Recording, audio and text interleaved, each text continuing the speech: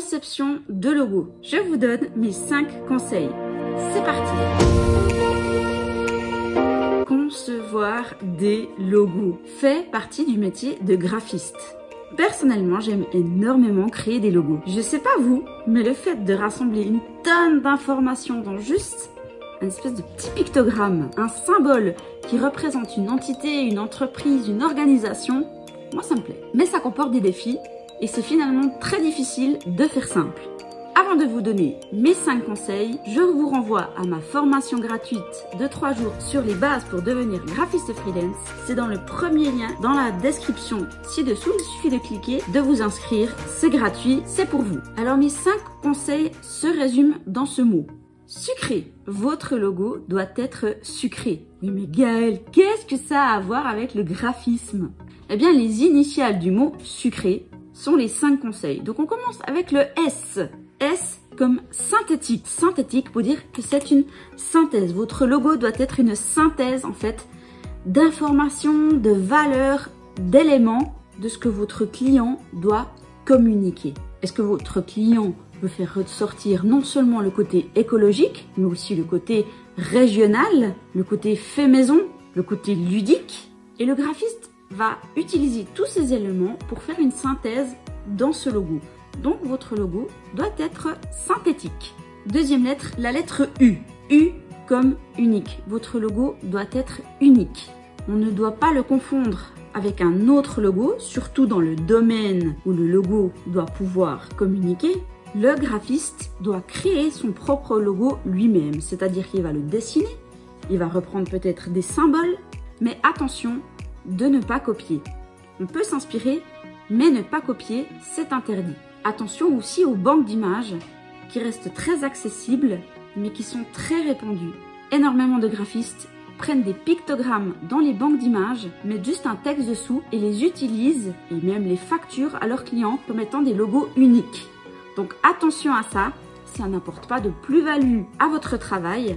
Donc créez vous-même vos propres images, vos propres illustrations, modifiez la typographie pour qu'elle puisse être également unique. Faites différemment, apportez de la valeur à votre client dans le fait que ce que vous créez, c'est unique. Troisième lettre, la lettre C comme crédible. Votre logo doit être crédible, c'est-à-dire qu'il doit donner confiance. Non seulement votre logo doit être en accord avec les valeurs de l'entreprise, mais en plus il doit pouvoir donner confiance. Je vois trop souvent des logos où c'est qu'il y a une typographie manuscrite ou ludique dans un domaine qui se doit être sérieux, voire même très rigide, très carré.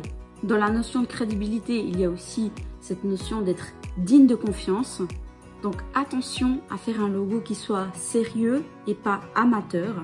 Et dans ce cas-là, c'est aussi en s'exerçant, en s'entraînant, que l'on va pouvoir savoir comment créer un logo qui fasse sérieux et crédible. Quatrième et avant-dernière lettre, R comme représentatif. Votre logo doit représenter l'organisme, l'association, l'entreprise. Il va de soi qu'il faut que votre logo soit représentatif. Ça paraît assez logique. Mais comme je l'ai dit, c'est difficile de faire simple. Mais un logo peut parfois porter à confusion. Donc attention à ce que vos logos soient représentatifs. On pourrait des fois confondre un rond jaune avec une entreprise solaire et peut-être une crêperie. Donc c'est un point à ne pas négliger. L'importance aussi de l'entretien avec le client qui définit le mandat pour que le logo puisse représenter les valeurs que votre client souhaite mettre en avant. Et pour finir, la dernière lettre, c'est-à-dire un E comme épuré. Votre logo doit être épuré. Très simple. Le plus simple possible. Je le dis très souvent dans mes vidéos et dans ma formation. Votre logo doit pouvoir être dessiné dans le sable.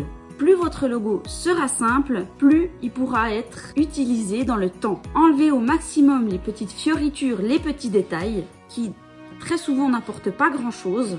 Et imaginez votre logo avec tous les détails en tout petit sur le papier à lettres ou les cartes de visite. Car oui, votre logo va être décliné dans toutes les formes possibles. Donc, anticipez et créez un logo épuré, simple. Voilà, donc votre logo doit être sucré, c'est-à-dire synthétique, unique, crédible, représentatif et épuré. J'espère que cette vidéo vous a plu. N'hésitez pas à vous abonner pour ne louper aucune vidéo. Et puis moi, je vous dis à bientôt dans une prochaine vidéo. Ciao!